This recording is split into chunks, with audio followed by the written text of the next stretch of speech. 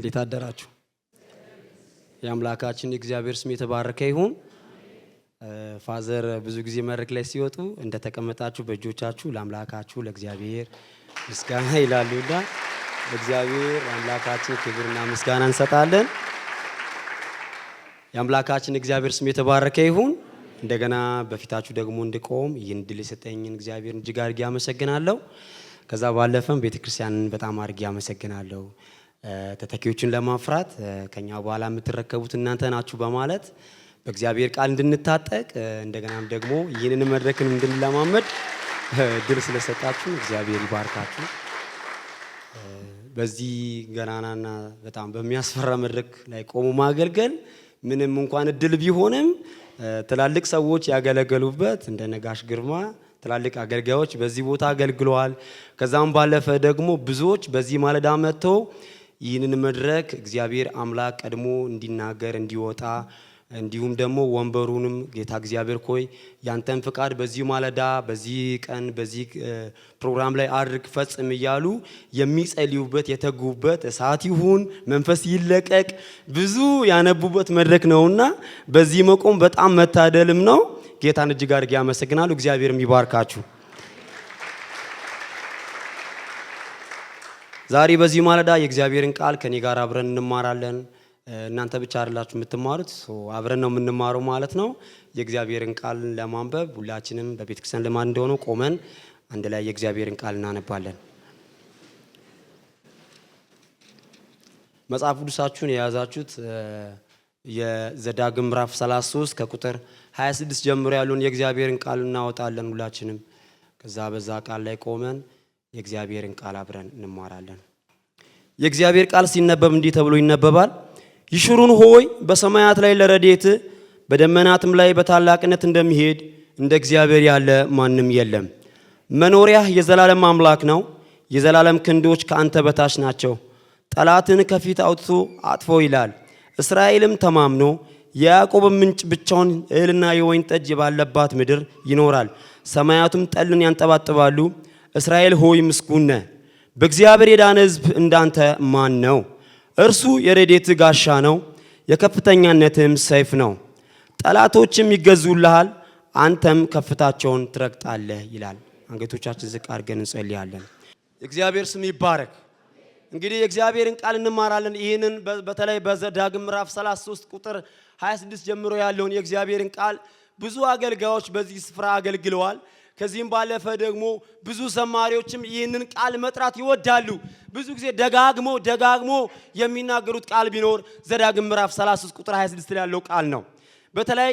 በተለይ በቤተ ክርስቲያናችን ላይ አስታውሳለሁ። ድሮ እኛ ልጅ በነበረን ጊዜ ፓስተር ሰለሞን ጮክ ባለ ድምፁ ይሹሩን ሆይ ይላሉና ይሄ ይሹሩን ምንድነው ማን ነው ይላሉ። ብዙ ጊዜ ጥያቄ ይፈጥርብኛል። እዛ ከኋላ ልጅ ሆኜ ተቀምጬ አስታውሳለሁና ማን ነው ይሹሩንልና ለኔ በዛን ጊዜ ይገባኝ የነበረው ይሹሩን የሚለው መጠሪያ ራሱ እግዚአብሔር ይመስለኝ ነበር። እና እኔ ደስ እያለኝ አሜን እላለሁ። አይገባኝም በዛን ሰዓት ያው አላቅም ነበርና ይህንን ቃል ይህንን ክፍል ይህንን ዘዳግምን እንዳጠና ያደረገኝ አንዱ ይሄ ክፍል ነው። ምንድነው ይሹሩን ማን ነው የሚለው ሐሳብ ማለት ነው። በኋላ ላይ በመናጠናበት ጊዜ ግን ይሹሩን የሚለው ሐሳብ እስራኤልን ወይንም ሙሴ የሚጠራበት መጠሪያ ነው። የእስራኤልን ነገዶች ወይንም የእስራኤልን ልጆች ይሹሩን ሆይ ብሎ የሚጠራቸው መጠሪያቸው ነውና ለካ እግዚአብሔር አልነበረም። ስለዚህ ከዚህ የተነሳ ይህንን ክፍል እንዳጠና እድል ሰጥቶኛል ወይንም አግኝቻለሁ ማለት ነው። ምንም እንኳን የዘዳግምን መጽሐፍ ከመመልከታችን በፊት ጸሐፊውን ማወቅ ግድ ስለሚለን ከዘፍጥረት ጀምሮ እስከ ዘዳግም ያለውን የእግዚአብሔርን ቃል የጻፈው እንዲሁም ሙሉን ከዛ ሐሳብ ጀምሮ ያለውን ሐሳብ ምንመለከተው ሙሴ እንደሆነ እናውቃለን ወይንም እንረዳለን ማለት ነው። ስለዚህ ስለ ሙሴ እናወራብንን የሙሴ ሐሳብ የሚነሳው በተለይ ከዘጸአት ምዕራፍ 2 ላይ ጀምሮ ነው ሐሳብ የሚነሳውና አምስቱንም የኦሪትን መጽሐፍ ወይንም ፔንታቱክ የሚሉን መጽሐፍ የጻፈው ሙሴ እንደሆነ እንረዳለን ማለት ነው። ስለ ሙሴ እናወራ ካልን ጊዜ አይበቃንም። ሙሴ በጣም ትልቅ ሰው ነው። በጣም ታላቅ ነብይ ነው። በጣም ብዙ ቤተክርስቲያን ብዙዎች ሰብከው አገልግለው ስለ ሙሴ አውርቶ የማይጠግቡ ሰው ቢኖር ሙሴ ነው።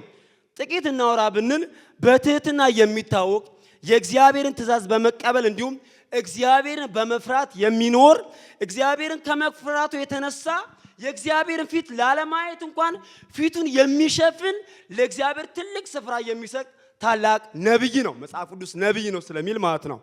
ያ ብቻ አይደለም፣ ሙሴ ራሱን የሚያይ ሰው ነው። ከሁሉ ይልቅ በእግዚአብሔር ፊት ከመቆሙ፣ የእግዚአብሔርን ሐሳብ ከማከናወኑ፣ የእግዚአብሔርን ስም ከመጥራቱ ይልቅ ራሱ መጀመሪያ የሚያይ ሰው ነው። ለዚህ ምሳሌ እንዲሆናችሁ እኔ ማን ነኝ ማለትም በእግዚአብሔር ፊት የሚቆም እኔ ምንድን ነኝ ብሎ ራሱን በደንብ የሚመለከት ሰው ነው። እኔ ማን ነኝ? የእስራኤልን ሕዝብ የማወጣ እኔ ማን ነኝ? በምን አቅሜ በምን ጉልበቴ ብሎ አስቀድሞ ራሱን የሚመለከት ሰው ነው።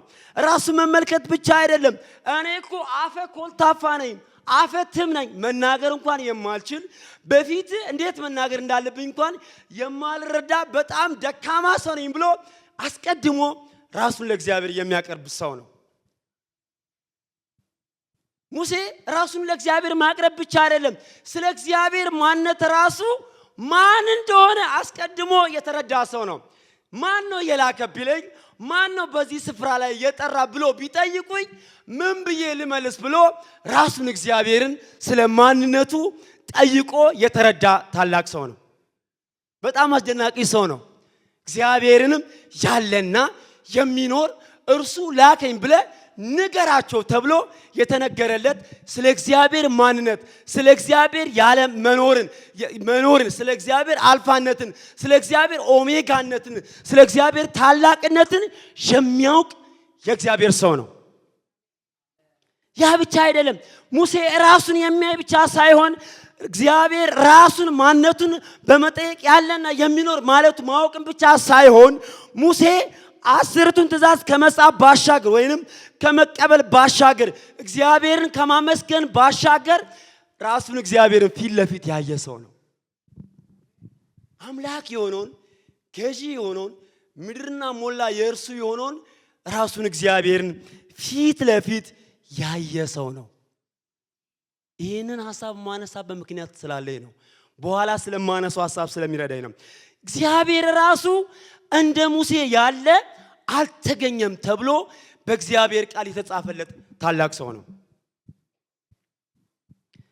እንግዲህ ስለ ሙሴ መግቢያ ይሄን ያክል ካወራውላችሁ ዘዳግም ምዕራፍ 33 ሲጀምር እንደዚህ ብሎ ይጀምራል። የእግዚአብሔር ሰው ሙሴ ሳይሞት የእስራኤል ልጆች የባረከበት በረከት እያለ ይጀምራል። ማለት ከዚህ በፊት መጽሐፍ ቅዱስ የሰዎችን ስም የሚጠራበት መጠሪያ አለ። ወይንም ሙሴ ራሱ ሙሴ ተብሎ ነው የተጠራው። ወይና አብርሃም ብንመለከት አብርሃም ተብሎ ነው የተጠሩት። በዚህኛው ምዕራፍ 33 ላይ ግን የእግዚአብሔር ሰው ብሎ ይጀምራል መጽሐፍ ቅዱስ። ለምንድን ነው የእግዚአብሔር ሰው የሚለው? ለምን የእግዚአብሔር ሰው ብሎ ይጀምራል? ማለት ሙሴ ብሎ ለምን አልጀመረም? ምን ማለት ነው? የእግዚአብሔር ሰው የሚለውን ነገር ዳሰስ አየት ለማድረግ ሞከርኩኝ። የእግዚአብሔር ሰው የሚለው የእግዚአብሔር መልእክት በትክክል ለሕዝቡ ከእግዚአብሔር ተቀብሎ የሚያደርስ ሰው ማለት ነው። ሙሴ ማን ነው ብላችሁ ብትጠይቁኝ የእግዚአብሔር መልእክት በትክክል ተቀብሎ ለእግዚአብሔር በቀጥታ ያለምንም መወላወል ያለምንም መሸቃቀጥ የሚያደርስ ሰው ነው ማለት ነው። ያ ብቻ አይደለም። የእግዚአብሔር ሰው ማለት በመንፈስ ቅዱስ አማካኝነት የሚመሩ ነቢያት እንዲሁም ደግሞ አገልጋዮች ናቸው። በማን አማካኝነት? በመንፈስ ቅዱስ አማካኝነት የሚመሩ ነቢያትና አገልጋዮች ናቸው። ስለዚህ ቀላል መጠሪያ አይደለም የተሰጠው ማለት ነው። በመንፈስ ቅዱስ የሚመሩ ናቸው፣ ነቢያት ናቸው፣ ከእግዚአብሔር ቀጥታ የተቀበሉትን ለእግዚአብሔር የሚያደርሱ አገልጋዮች ናቸው ማለት ነው። ከዚህ በኋላ የእግዚአብሔር ሰው ተብሎ የተጠሩ ሰዎች በጣም ጥቂት ሰዎች ናቸው። አንደኛው ሳሙኤል ነው። በአንደኛው ሳሙኤል ምዕራፍ 9:6 ላይ ያለ ሰው ነው። ሁለተኛው ደግሞ ኤልያስና ኤልሳ ናቸው። እነዚህ የእግዚአብሔር ሰው ተብሎ ተጠርቷል። የእስራኤልን ሕዝብ የመራ ደግሞ ዳዊት የእግዚአብሔር ሰው ተብሎ ተጠርቷል።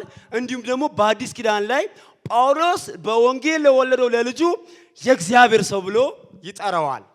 ምናልባት በአንደኛ ነገሥት ምዕራፍ 13 ላይ አንድ ስሙ ማንነቱ ያልታወቀ ሰው አለ፣ ከይሁዳ የመጣ ያንን ሰው መጽሐፍ ቅዱስ የእግዚአብሔር ሰው ብሎ ይጠራዋል። ስለዚህ ይሄ መጠሪያ ቀላል መጠሪያ አይደለም ማለት ነው። አንድ ነገር አለው ማለት ነው። እንደዚህ ስፔሲፊካሊ የተወሰኑ ሰዎች በመጽሐፍ ቅዱስ ላይ የእግዚአብሔር ሰው ከተባሉ ይህ መጠሪያ ቀላል መጠሪያ አይደለም ማለት ነው። እንግዲህ ወደ ሐሳቡ ስንገባ ሙሴ እድሜው 120 ከሆነ በኋላ የእስራኤልም ሕዝብ ሊባርክ ወይንም የእስራኤል ልጆች ሊባርካቸው ልክ ያዕቆብ በዘፍጥረት 49 ላይ ልጆችን ጠርቶ እንደሚባርካቸው እንደዚህ ሙሴም ሊባርካችሁ ኑ ተሰብስቡ አይነት ነገር ይላቸዋል። ስለይጠራቸውና እያንዳንዳቸውን በስማቸው እየጠራ ይባርካቸዋል። አንዳንዶችን ይባርካቸዋል። ስለ አንዳንዶቹ ደግሞ ስለነሱ እግዚአብሔርን ያመሰግናል። ለምሳሌ ከባረካቸው ውስጥ ጥቂቶችን ብንመለከት ሮቤልን በነገራችን ላይ ሙሴ እግዚአብሔርን ሊባርክ የተነሳበት ሐሳብ የተለያዩ ሰዎች የተለያየ ምልክት ይሰጣሉ። የመጀመሪያዎቹ ሙሴ እድሜው 120 ስለሆነ ሊሞት ስለደረሰ ያለው አማራጭ ልጆችን ባርኮ የእስራኤል ነገድ ባርኮ መሄድ ስላለበት ነው የሚሉ አሉ። መጽሐፉም ሙሴ እድሜው 120 በሞላ ጊዜ ስለሚል ሌሎቹ ደግሞ አይደለም እግዚአብሔርን ስላሳዘነ ሙሴ በቃ እግዚአብሔርም አትሻገርም ስላለው አትወርሳትም ስላለው በቃ ያለኝ አማራጭ መባረክ ነው ብሎ መባረክ አለበት ብሎ ይላሉ። ምክንያቱም ይሄን የሚያነሳበት ሐሳብ ለምንድን ነው? አንደኛው በዘዳግም ምዕራፍ 34 መጨረሻው አካባቢ ላይ ሙሴ ከሞተ በኋላ አይኑ አልፈዘዘም እግሩም አልደከመም፣ ስለዚህ የሞተው በእድሜ ጉዳይ አይደለም ብሎ ስለሚያነሱ ነው። ያ ብቻ አይደለም ሙሴ ራሱ ደግሞ እነዚህ ልጆች ሊባርካቸው የተነሳበት ዋና ሐሳብ እስራኤላውያን እግዚአብሔርን ስላልታዘዙ እግዚአብሔርም ደግሞ በእስራኤላውያን የተነሳ ሙሴንም ስለተቆጣ በቃ መሞቻው ስለደረሰ መባረክ አለበት ከዛ አንፃር ነው የሚሉ ሶስት አይነት ሐሳቦች አሉ። ስለዚህ ሙሴ ያሞነይ ሮቤልን ይጠራውና ሮቤል አንተ በሕይወት ኑር ይለዋል። ሮቤል በሕይወት ኑር። ሰዎቹም በቁጥር ብዙ ይሁንለት እያለ ሮቤልን ይባርካል። ይሁዳን ይጠራውና እጆቹ ይጠንኩርለት ይለዋል። ይባርካቸዋል። ይጠንኩርለት እያለ ይባርካቸዋል። የይሁዳን ድምፅ አቤቱ እግዚአብሔር አምላክ ሆይ አንተ ስማለት እያለ ይሁዳን ይባርከዋል።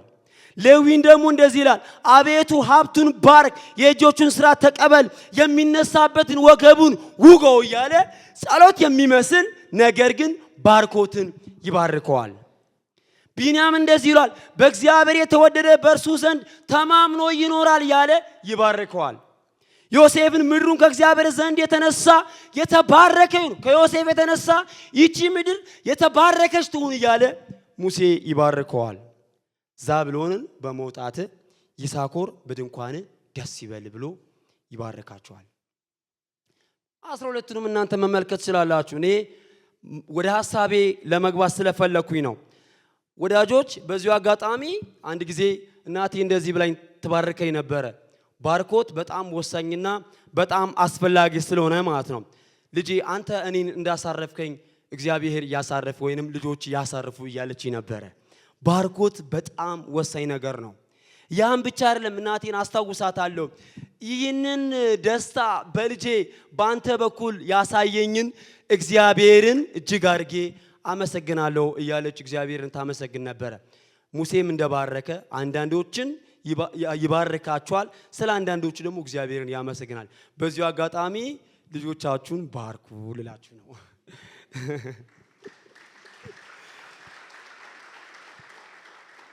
እንዲሁም ደግሞ ልጆችም ሙሴ ለእግዚአብሔር ታዛዥና በጣም ታማኝ አገልጋይ እንደነበረ ለወላጆቻችሁ እዚህ ቦታ ያለን ወጣቶች ታዘዙ ልላችሁ እወዳለሁ። ስለዚህ ሙሴ እነዚህን ልጆችን ከባረከ በኋላ የመጨረሻ በረከት የሆነውን አሰርን ከባረከ በኋላ ነገር ግን አንድ ማስጠንቀቂያ አንድ የተለየ ነገር የሚመስል ነገር ሊነግራቸው መጀመሪያ ስፔሲፊክ ይሁዳ፣ ሮቤል፣ ዮሴፍ፣ ቢንያም፣ ይሳኮር፣ ጋድ እያለ ይባርካቸው። ሁሉም ጠርቶ ባረከና ከዛ በኋላ ግን ለሁሉም አንድ የሚሆን በረከት የሚመስል ነገር ግን ለራሳቸው እስከ ዘመናቸው ፍጻሜ የሚበቃ እስከ ዘመን ፍጻሜ አይደለም፣ ነገ ለልጆቻቸው የሚያወርሱትን ልክ አባት ለልጁ ይሄንን ቤት እንደሚያወርስ አወርሳለሁ ብሎ እንደሚያወርስ የሆነ መኪና የሆነ ያለኝ ንብረት የሆነ ገንዘብ አንተ ይሄን ውሰድ አንተ ይሄን ተቀበል ብሎ እንደሚያወርስ አንድ አስፈላጊና ሁሉ ጊዜ በሕይወት ዘመናቸው ሊረሱትና ሊተውት የማይገባ ማስጠንቀቂያ የሚመስል ነገር ግን ታላቅ የምስራች እነዚህ ብሎ ይነግራቸዋል። ይሽሩን ሆይ ስሙኝ፣ እንደ አምላካችን እንደ እግዚአብሔር ያለ ማንም የለም ይላቸዋል።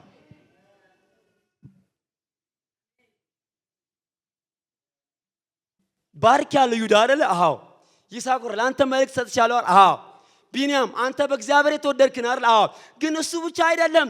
በዘመኔ ከትላንትና ከተማርኩት ካለፍኳቸው ህይወት ያወቅኩት የተረዳሁት አንድ በህይወቴ ሁሉ ጊዜ እኔ ውስጥ ከፍና ዝቅ የሚል ሁሉ ጊዜ የሚበላኝ ሁሉ ጊዜ ልተው የማልችለው እንደ አምላኬ እንደ እግዚአብሔር በዘመኔ አግኝቼ የማላውቀው አንድ አለ።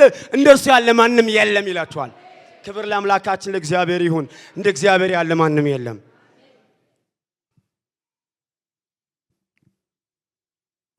ባርኮት ጥሩ ነው። የባረኳችሁ በረከት በጣም አስፈላጊ ነው። ግን ሁሉ ጊዜ ልትተጉትና ልታስታውሱት ልትረሱት የማይገባ ወይንም ልታስታውሱት የሚገባ የምነግራችሁ ቢኖር እንደ እግዚአብሔር እንደተዘመረው እንደ አምላካችን ማንም የለም ይላችኋል። አሁን በደንብ እንድትሰሙ የሚፈልገው ነገር ይሄ ስብከት ኦፍ ኮርስ ተስተላንት ሰርግም ላይ ይሄው ነው የተካፈልኩት አንድ ሰርግ ላይ። ግን ሙሴ በምን ውስጥ ሆኖ ነው ይሄንን ቃል የሚያወጣው? ይሄንን ሐሳብ ነው ዛሬ ላስጨብጣችሁ የምፈልገው። ሙሴ በምን ህይወት ውስጥ ያለበት ሲዝን ያለበት ወቅት ሙሴ አሁን ይሄን ቃል የሚያወጣበት ጊዜ እነዚህን 12ቱን ነገሮችን ጠርቶ የሚባርክበት ጊዜ ወይንም ሰዓት ወይንም ወቅቱ በሙሴ ህይወት ውስጥ ምን አይነት ነበረ ነው። አሁን ዋናው ነገር እሱ ነው። ሙሴ ያለበት ሰዓት ሙሴ ያለበት ጊዜ ምን አይነት ነው ነው። እውነት ሙሴ እግዚአብሔር እንደ እግዚአብሔር ያለበት ማንም የለም የሚልበት ጊዜ ነው ወይም ደግሞ ሙሴ ልጆቹን ጠርቶ የሚባርክበት ጊዜ ነው? እሱ ነጥብ ነው የምናነሳው። የመጀመሪያው ነጥብ አንድ 3 ነጥብ እናነሳለን። የመጀመሪያው ነጥብ የሙሴ የመሞቻ ቀኑ ተቃርቦ ባለበት ጊዜ ነው። የመሞቻ ጊዜ ወይንም የሞት ዜና ባለበት በዛን ጊዜ ነው ሙሴን ቃል የሚያወጣው። ይሽሩን ሆይ የሚላቸው በሰማያት ላይ ለረድኤት በደመናትም ላይ በታላቅነት እንደሚሄድ እንደ እግዚአብሔር ያለ የለም የሚላቸው የሞት ዜና በላዩ ላይ ወይንም ዙሪያውን በከበበበት በዛን ጊዜ እስቲል እግዚአብሔርን ያደንቀዋል። የሚወዳቸውን የእስራኤልን ሕዝብ ትቶ ሊሄድ ባለበት ጊዜ ላይ የናፈቃትን ከነዓንን ላያት ወይንም ላያገኛት ባለበት በዛን ጊዜ ላይ ምናልባት ለሙሴ የሞት ዜናው ምናልባት ሳምንት ይሁን የቀሩት አናውቅም። ምናልባት 3 ቀን ወር ደግሞ ሰዓት ወር ደቂቃ ሰከንዶች ለሙሴ የቀሩት አናውቅም። ነገር ግን በዛ ሁሉ ጊዜና ሰከንድ ደቂቃ ውስጥ ሙሴ እንደዚህ ይላቸዋል። የሞት ዜና አለ። ግን ምን ይላቸዋል? የሞት ዜና አለ። አዎ እናስ እንደ አምላካችን እንደ እግዚአብሔር ያለ ማንም የለም ይላቸዋል። ዘዳግም ምዕራፍ 31 እናውጣ እስቲ። እዛው አንድ 2 ገጽ ወደ ኋላ ዞር ስትሉ ማለት ነው። 31:16 ከ14 እስከ 16 እንደዚህ ይሏል። እግዚአብሔር ሙሴን የምትሞትበት ቀን እነሆ ቀረበ። ኢያሱን ጠርተህ እርሱን አዘው ዘንድ በመገናኛው ድንኳን ውስጥ ከእርሱ ጋር ቁም አለው። ሙሴና ኢያሱም ሄደው በመገናኛው ድንኳን ውስጥ ቆሙ። እግዚአብሔርም በድንኳኑ ውስጥ በደመና አምድ ተገለጠ። የደመናውም አምድ በድንኳን ደጃፍ ላይ ቆመ። እግዚአብሔርም ሙሴን አለው፣ እነሆ ከአባቶች ጋር ትተኛለህ ይለዋል። እና ሙሴን እግዚአብሔር ምንድነው የሚለው? አሁን ጊዜው ከአባቶች ጋር የምትተኛበት ወይንም የምታንቀላፋበት ወደ እኔ የምትመጣበት ለአንድና ለመጨረሻ ጊዜ የምድርን ጉዞ የምታበቃበት እነዚህን ሁሉ ጊዜ በምድረ በዳ ካንተ ጋር የነበሩትን እስራኤላውያን ትተህ ወደ እኔ የምትመጣበት ጊዜ ነውና ስለዚህ ተዘጋጅ እያለ ባለበት ሰዓት ላይ ነው ሙሴ ይህንን ቃል የሚያወጣው። አንድ ጊዜ ወንድሜ ጋር በሚኖርበት ጊዜ አንድ ነገር በቤታችን ተከሰተ። ያ ምንድነው? እኔ በጊዜው ተማሪ ነበርኩኝና ወደ ቤቴ ስመጣ እሱ ቁጭ ብሎ ያው ታላቅ ወንድሜ ያሳደገኝ ነውና ቁጭ ብሎ እያለቀሰ ነው። ምን ሆነ ነው አልኩት። ምን ሆነ ነው ስለው ለመናገር ፈራ። ንገረኝ ምንድነው የሆንኩ አልኩት። አይ ከኔ ጋር ለረጅም ጊዜ በቤተክርስቲያን ስትጸልይ የነበረች እህት ረጅም ከ10 ዓመት በላይ በደንብ እኛ የምንተዋወቅ የምንጸልይ በቸርቻችን ረጅም እድሜ ካሳለፍናት እህት አንዷ ደውላልኝ እንደዚህ እኮ አለችኝ አለ። ምን አለች?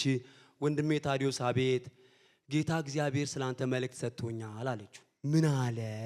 ምን አለች ስትባል የሰራዊት ጌታ እግዚአብሔር ሰሞኑ ሰበስባለሁ ብለዋል አለችው። ሰሞኑ ብቻ ሰው በዚህ ሳምንት እና እያለቀሰ ነው። እኔ ስገባ ማለት ነው።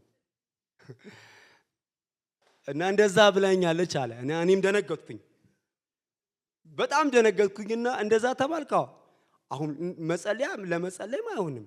ምክንያቱም አብራ ከእሱ ጋር የምታገለግል የምትጸልይ በደንብ የሚያምናት የሚቀባበሉ ሰዎች ናቸው። ምን ያድርግ? እኔም ግራ ገባኝ። በቃ ማልቀስ ነው የኔም ስራ፣ አብረን ማልቀስ ነው። ማልቀስ ጀመረ። ከዛ ደግሞ ለክፋቱ ወቅቱ ላይ አሞኛል እያለ ነበርና እያመመው ስለነበረ መጥቶ ግጥም አለ።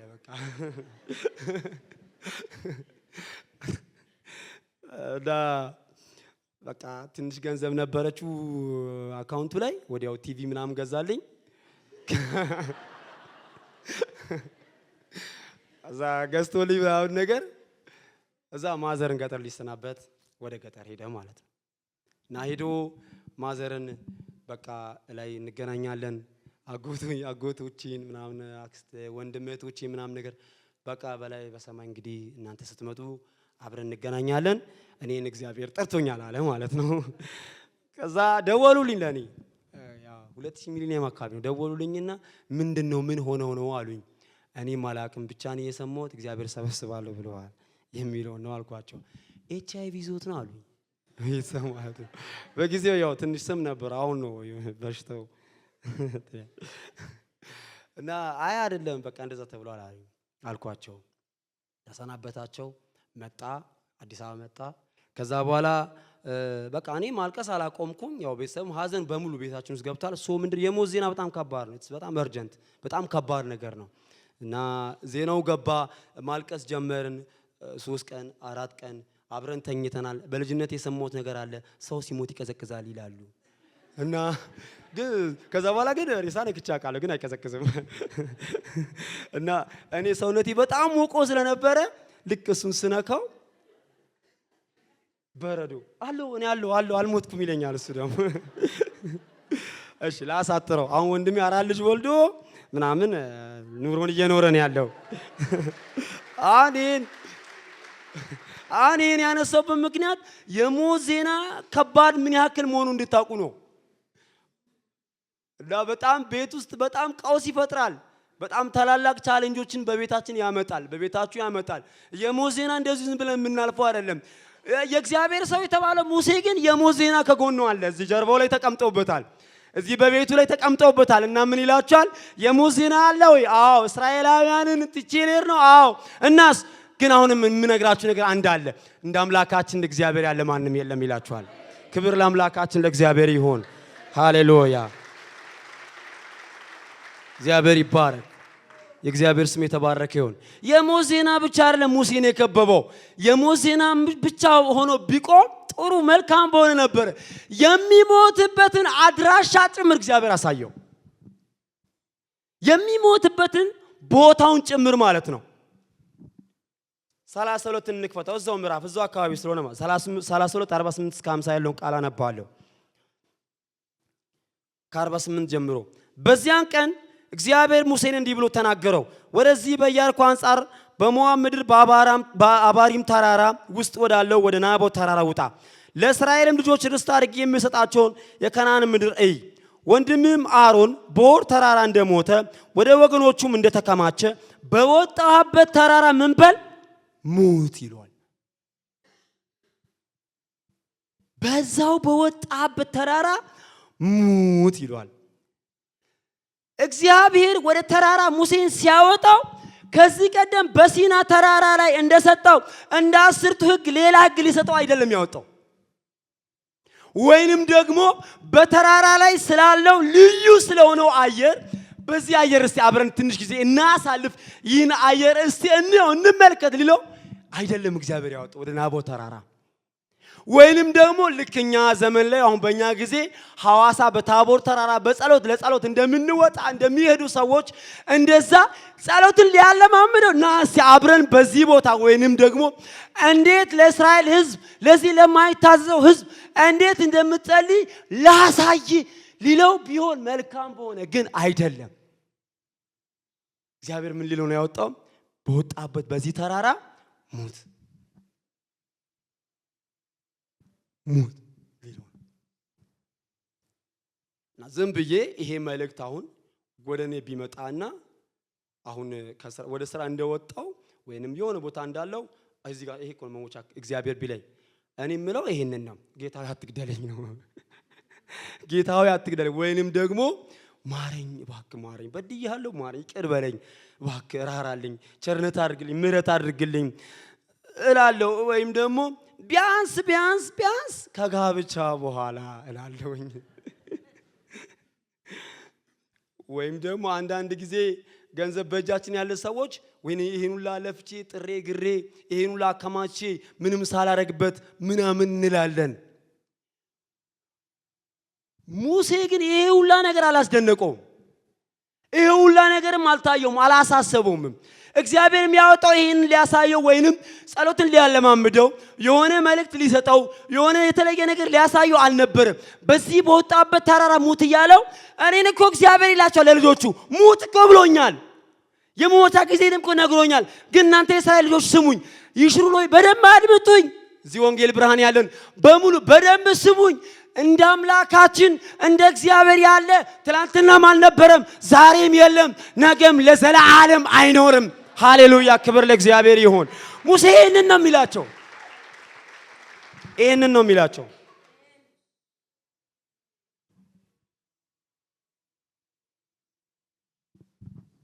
ይሄንን ነው የሚላቸው።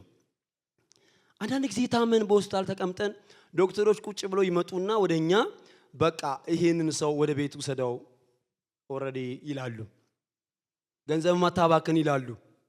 እና ልባችን በጣም ይሰበራል፣ እንጎዳለን፣ ወይኔ ጉዴ እንላለን። ህይወታችን ላይ እኔ ሰሞኑ ምን ተረዳ ብትሉኝ በስራ በነበረኝ ማለት ቆንጆ ገንዘብ በማገኝበት ጊዜ እሺ ቆንጆ ስራ በምሰራበት በዛን ጊዜ እግዚአብሔር ደስ ይለኛል። እግዚአብሔር ደስ ከዛ አምልኮ ጸሎት ጌታ አለና ትንሽ ሽፍት ያቺ ስራ ትንሽ ቀዝቀዝ ስትል የሆነ የቤት ኪራይ ሲደራረብ የሆነ ነገር እንትን ስትል ከዛ ራሳውና እግዚአብሔር የሚሆን ዞር ብዬ ወይኔ ጉዴ የቤት ኪራይ ወይኔ ጉዴ ወደ ማን ነው አስራፍ ስራ ፈልጉልኝ እንደዛ ነው የምለው። አሁን ተመልከቱ እኛ ቤት ስንመጣ እኔን ስመለከት ራሴን ሳየው ባለኝ ከፍታ ልክ ነው ለካ እግዚአብሔርን ሳመልክ የነበረው። ለካ ባለኝ የሆነ ባገኘሁት ልክ ነው ለካ እግዚአብሔርን ሳመልክ የነበረው። ለካ እግዚአብሔር ስለሰጠኝ። ነገር ግን እግዚአብሔር የሚመለከተው እሱ ሉዓላዊ አምላክ ነው። እርሱ አልፋ ነው፣ እሱ ኦሜጋ ነው። እርሱ በሁኔታ አይለካም፣ ባለን ገንዘብ አይለካም፣ በሰጠን ልክ አይለካም። እርሱ ሌላ ነው። ገናኛም አውቀን አልጠገምንም፣ ገናም አላወቅነውም። እንደ አምላካችን እንደ እግዚአብሔር ያለ አሁንም ቢሆን ለዘላለም መቼም ቢሆን አይገኝም። እርሱ ታላቅ ነው፣ ማንም እንደርሱ የለም። ክብር ለእግዚአብሔር ይሁን።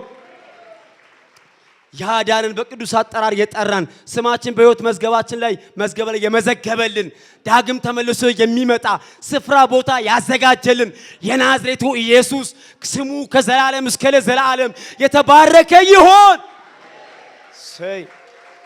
ክብር ለእግዚአብሔር ይሁን። እግዚአብሔር ይባረክ። ሞት አላገደውም፣ እንደ እግዚአብሔር ያለ የለም ለማለት የሞት ቦታ የሞት አድራሻ ሙሴን አላገደውም። ሶስተኛውና በጣም እኔ ይሄንን ስመለከት በጣም ሁላ እንደ ማልቀስ አድርጎኛል። በጣም አስደናቂ ነገር አለ። ሙሴን እግዚአብሔር ምን ይለዋል? ወደ ተስፋይቱ ምድር አትገባም ያለበት ጊዜ ነው። እና ለሙሴ ኮምፈርት ዞን አይደለም፣ ሙሉ ለሙሉ ምቹ ዞን አይደለም፣ የተደላደለ ጊዜ አይደለም። ለሙሴ ይህንን እንደ እግዚአብሔር ያለ ማንም የለም የሚልበት ጊዜ የምቹ ጊዜ አይደለም። ወደ ናፈቃት ማርና ወተት ወደምታፈሰዋ ወደ ከነዓን መልካም ወደ ሆነቿ ምድር እግዚአብሔር አትገባም የሚልበት ጊዜ ነው። በዘዳግም ምዕራፍ 1 ላይ ሙሴ እግዚአብሔርን አንድ ልመና ይለምኗል። አቤቱ እግዚአብሔር ሆይ በሰማይም ቢሆን በምድር እነዚህን አንተ የምታደርጋቸውን ታምራት ሊያደርግ የሚችል ማንም የለም። እናስ እባክህ ወደ ናፈኳት ወደዛች ወደ መልካሚቱ ምድር አስገባኝ የሚል ልመና ይለምኗል። ልመና ነው የሚለው። ልመና መሆኑን የምታውቁት አቤቱ የሚል ቃል አለበት ከፊቱ። አቤቱ ብሎ ይለምኗል። እኔ በጣም የሚገርመኝ የሙሴ ልመና አይደለም የእግዚአብሔር ምላሽ። የሆነ የሚያባብን ነገር እኮ ተጠቅሟል። በሰማይም ቢሆን በምድር እነዚህን አንተ የምታደርጋቸውን ታምራቶች ሊያደርግ የሚችል ማንም የለም። እናስ እግዚአብሔር ምን አለው? ይበቃሃል አለው። ይበቃል ብቻ አይደለም። ከዚህ በኋላ ይህቺ ከነዓን የምትባለው ምድር ወይንም ማርና ወተት የምታፈሰው ምድር ያችን የናፈካትን ስለሷ እንኳን ምን አትበል አታንሳብኝ ይሏል እግዚአብሔር። ይበቃል ብቻ አላለው። አታንስ ከእንግዲህ እንደው አታንስ፣ በእኛ ቋንቋ እንደዛ አታንሳብኝ ይሏል እግዚአብሔር። ያ ብቻ አይደለም፣ ይበቃል ብቻ አይደለም፣ እንዳታነሳብኝ ብቻ አይደለም። እግዚአብሔር በዘዳግም ምዕራፍ 24 21 እስከ 22 ድረስ ባለው ላይ ምን ይሏል? እንዳይገባ ሙሴም ይህን ሐሳብ እንዳያነሳ ብቻ አይደለም እንዳይገባ በመሐላ አጸናው ሲል እንመለከታለን። በመሐላ ያጸናዋል እግዚአብሔር። በመሐላ እሺ ምዕራፍ 1ም ሩቅ ነው ለዘዳግም 33፣ ምዕራፍ 2 ምዕራፍ 4ን ለዘዳግም 33 ሩቅ ነው እንበል። እሺ ሩቅ ነው ካልን ምዕራፍ 3 ላይ አንድ እንደዚህ የሚል ሐሳብ አለ። እግዚአብሔር ወደ ናቦት ተራራ ወደ ትልቁ ወደ ላይ አወጣውና ምን አለው? ምን አሳየው ይላል? ደቡብን ተመልከት አለው። ሰሜንን ተመልከት፣ ምስራቅን ተመልከት፣ ምዕራብን በሙሉ ተመልከት ይለዋል ሙሴን እግዚአብሔር። እሺ ተመልከት ብቻ። እሺ ጥሩ ትመለከታታለህ እንጂ ምን አትላትም፣ አትገባባትም፣ አትወርሳትም፣ አትሻገርባትም ይለዋል። እኔ ይህንን ደቡብ የሚለውን ምስራቅ፣ ምዕራብ፣ ሰሜን የሚለውን ማለት እንዴት አየው አልኩኝ። ሙሴ እንዴት አየው? ደቡብ በራሱ ተቆጥሮ የማያልቅ ነው። በእኛ በኢትዮጵያ ራሱ በጣም ብዙ ነው። ምስራቁ ራሱ አያልቅም። ሰሜኑ እኔ አሁን ስንት ሰሜን አለ? እንዴት ሙሴ ባንዴ ይሄን አያልኩኝና ቆይ ሌላ ሐሳብማ መገኘት አለበት ብዬ ስመለከት ዘዳግም ምዕራፍ 34 ላይ እዛው 33 ላይ ባላችሁበት ማለት ነው ቁጥር 1 እስከ 4 ላይ እንደዚህ የሚል ቃል አለ። ሙሴም ይላል ከሞዓብ ሜዳ በኢያሪኮ ፊት ለፊት ወዳለው ወደ ናቦት ተራራ ወደ ፍስጋ ራስ ወጣ። እግዚአብሔርም እስከ ዳን ድረስ ያለውን የጋላአድን ምድር ተመልከቱ፣ የገላአድን ምድር፣ የኒፍታሌምን ምድር ሁሉ፣ የኤፍሬምንም የምናሴንም ምድር እስከ ምዕራብም ባህር ድረስ ያለውን የይሁዳን ምድር ሁሉ፣ ደቡብንም እስከ ዞዓር ድረስ ያለውን የዘንባባ ዛፎች ያሉባትን ከተማ የኢያሪኮን ሸለቆ ሜዳ አሳየው። እግዚአብሔርም አለው ለዘርህ እሰጣታለሁ ብዬ ለአብርሃምና ለይስሐቅ ለያዕቆብ የማልኩላቸው ምድር ይህች ናት። በዓይን እንድታያት አደረግኩ፣ ነገር ግን ወደዚያች አትሻገርም ይለዋል። ተመልከቱ እግዚአብሔር ሙሴን ደቡብ፣ ምስራቅ፣ ሰሜን፣ ምዕራብን ከማሳየት ባሻገር ምን አደረገው? ወደ ተራራው አወጣውና የኒፍታሌምን ምድር አያት፣ ያችን ማዶ ያለችዋን ይለዋል። የይሁዳን ምድር አያው፣ ያንን መልካሙን ምድር ተመልከተው እስቲ ይለዋል። የኤፍሬምንና የምናሴን እስከ ዞዓር ወንዝ ድረስ ያለውን ዳርቻውን በሙሉ አያቸው። ማርና ወተት የምታፈሰዋ ያቺ በምድረ በዳ ረጅም ጊዜ እናንተ ብዙ የተንከራተታችሁባት በጣም የናፈቃችሁባት 40 ዓመት ጊዜ የፈጀባችሁ ያቺን ምድር ነበረ የምትገባላችሁ ያልኳችሁ። ግን ምን በሏት? ተመልከት ይሏል ሙሴን እግዚአብሔር። ይሄ ይሏል። ይሄ ጊዜ ለሙሴ ቀላል ጊዜ አይደለም። ተመልከት ይሏል ሙሴን እግዚአብሔር። ማለት አሁን በልጅ እያለን እንቁልልጭ አይደለ? እንደዛ አይነት ነገር ማለት መስጠት ነበረ ነው። እንቁልልጭ እንደዛ ምን አለ ቢሰጠኝ በውስጤ ደግሞ ላለው እኔ አይሰጠኝም እንዴ ለምን ነው የሚከለክለኝ እንዴት እንደወደድኩት ያችን ኬክ ምናምን አለ ከረሜላውን ቢሰጠኝ ምናምን እንደምንለው ማለት ነው። እግዚአብሔር ሙሴን እንደዛ ነው ያደረገው። ተመልከታት አለው። የኒፍታሌምን ምድር ተመልከት ይሏል።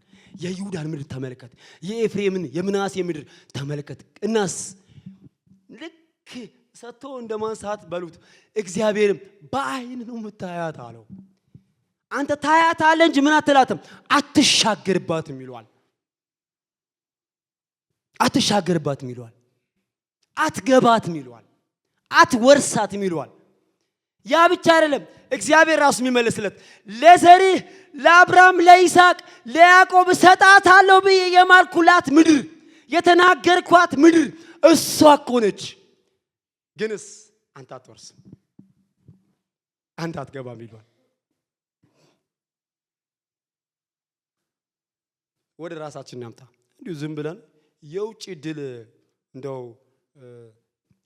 መጥቶልን ልንሄድ ትንሽ ቀን ቀርቶን ፌል ሲያደርግብን ምንድነው የሚሰማን? ማለት ቀኑ ወይ ደርሶ ፌል ሲያደርግብን ምንድነው? ወይም ደግሞ እዚያው ደግሜ ላንሳው ለጋብቻ 3 ቀን ቀርቶ ያንተ አይደለችም ሪሊ ሌላ ሰው በቃ ማለት ሙሴን አሰምሽን እዛው እንደዛ ወሰዱ። በዛ ህይወት ውስጥ ነው ያለው። ቀላል እኮ አይደለም። እግዚአብሔር እንዴ እያሳየው እኮ ነው እያሳየው፣ ግን አንተ አትገባባትም።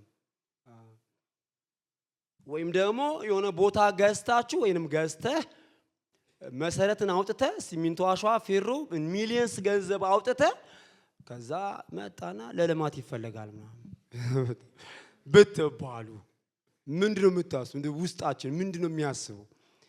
እንዲሁ ራሳችን እንድንመለከት ስለማስብ ነው። ወይም ደግሞ ለወንጌል ስርጭት ኢሮፕ ትሄዳለህ ተብለ አሜን ሃሌሉያ ሳይ ምናምን ብለ ከዛ እግዚአብሔር መጣና በቃ አንተ የምትሄደው አፋር ነው ሶማሌ ነው ሌላ ሰው ነው አንተ ቦታ የሚሄደው ብንባል ማለት አሁን ይሄ ምንድነው? አሁን እግዚአብሔር እንደው አረ ምን አለኩ እግዚአብሔር አያስብልም? እንደው ይቅር በለኝ እባክህ፣ አረ እባክህ እግዚአብሔር እንዲህ አገልግዬ ረጅም ጊዜ እንደዚህ ካንተ ጋር ተጉዤ ፈልጌ ለምኜ ተንበርክኬ ምናምን እንላለን። ሙሴን እግዚአብሔር እንደዛ ነው ያደረገው። ፊት ለፊት ያለውን አሳየው ማለት ባያሳየው ጥሩ ተመልከታ እየው ባይና አለው። አሳይቶ አሳየው እግዚአብሔር ተመለከተ። ሙሴ አየ በደም ማለት በሙሴ ውስጥ ሆኜ እኔ አየውና እኔ ላልቅስ ግራ ገባኝ።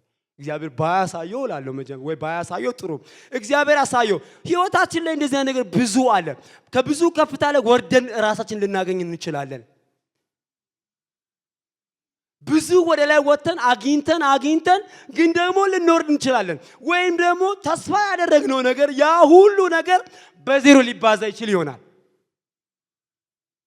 ወይ ላናገኙ እንችላለን።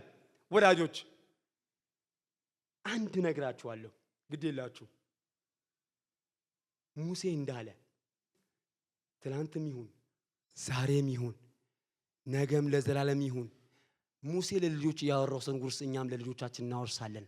ለዚህም ህዝብ እኛም እንናገራለን። እኔም እናገራለሁ እንደ አምላካችን እንደ እግዚአብሔር ያለ ማንም የለም። ክብር ለእግዚአብሔር ለአምላካችን ይሁን። እግዚአብሔር የተባረከ ይሁን። እንደ እግዚአብሔር ያለ ማንም የለም። ማርና ወተት የምታፈሳው ምድር አትገባባትም ወይ? አዎ ብዙ ደክመህበታል እና አዎ እናስ እግዚአብሔር ምን ይሏል? አትገባም ይሏል። አትታያታል እንጂ እናስ ባንገባስ ባናገኝስ? በነገራችን ላይ እግዚአብሔርን የምናመልከው ስለሰጠን አይደለም። እርሱ መለኮት ነው። እርሱ አምላክ ነው። እርሱ ጌታ ነው። እርሱ ገዢ ነው። እርሱ ዘላለማችን ነው። እርሱ ህይወታችን ነው። እርሱ ጽድቃችን ነው። እርሱ መጀመሪያችን ነው። እርሱ መጨረሻችን ነው። ከእርሱ ያለ ማንም የለም። እርሱ ብቻውን አምላክ ነው። ለዛ ነው የምናመልከው። እንደ እግዚአብሔር ያለ የለም የምንለው ለዛ ነው። በዘመን በህይወታችን ላይ በእኛ እድሜ ሁሉ ላይ እንደ አምላካችን እንደ እግዚአብሔር ያለ ማንም የለም። ክብር ለእግዚአብሔር ለአምላካችን ይሁን። ቶሎ ብዬ አንድ ሐሳብ ተናግሬ ጨርሳለሁ። እግዚአብሔር ይባረክ። ለምንድን ነው ሙሴ እንደ እግዚአብሔር ያለ የለም የሚለው? የመጀመሪያው በምን ውስጥ ሆኖ ነው እንደ እግዚአብሔር ያለ የለም የሚለው? አሁን ደግሞ ለምንድን ነው እንደ እግዚአብሔር ያለ የለም የሚለው? የመጀመሪያው ሙሴ አንድ ነገር ያውቃል። መኖሪያ የዘላለም አምላክ ነው። መኖሪያ የዘላለም አምላክ መሆኑን ሙሴ ያውቃል። መኖሪያ የዘላለም አምላክ ነው። ብሞትስ ግድ የለም። መኖሪያ የት እንደሆነ አውቃለሁ፣ የት እንደሚሄድ አውቃለሁ። መኖሪያ ባለሁለት መኝታ አይደለም። መኖሪያ ያሰብኩት ዘመድ አይደለም። መኖሪያ በባንክ ያስቀመጥኩት ገንዘብ አይደለም። መኖሪያችን የኔም የናንተም የሰራዊት አምላክ እግዚአብሔር ይባላል። እግዚአብሔር ይባረክ። ያ ብቻ አይደለም። ሙሴ ለምንድን ነው እንደ እግዚአብሔር ያለ የለም የምትለው? በሰማያት ላይ ያለ ረዳት እንደ እግዚአብሔር ያለ ማንም እንደሌለ ስለሚያውቅ፣ በሰማያት ላይ ያለ አጋዥ፣ በሰማያት ላይ ያለ አባት፣ በሰማያት ላይ ያለ በጣም አድርጎ የኔ ውድ ጌታ ብዬ የምጠራው አምላክ እንደርሱ ያለ ማንም ስለሌለ እንደ እግዚአብሔር ያለ ማንም የለም እያለ ይናገራል።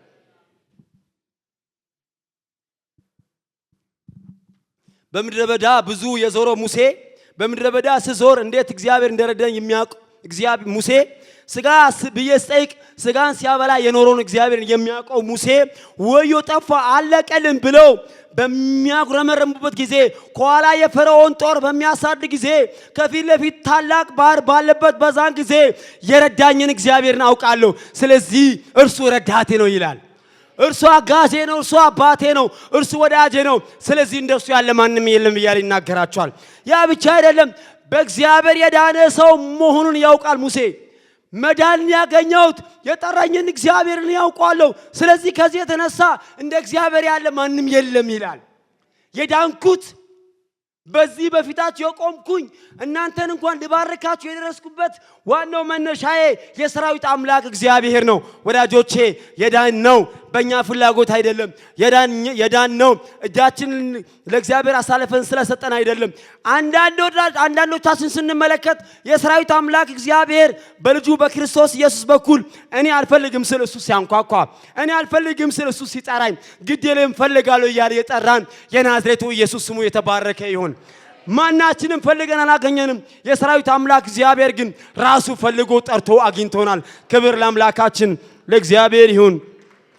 ኢየሱስ ክርስቶስ ትናንትናም ዛሬም እስከ ለዘላለም ሕያው ነው። ክብር ለእግዚአብሔር ይሁን። እርሱ የረድኤት ጋሻ ነው። እርሱ የከፍተኛነትም ሰይፍ ነው።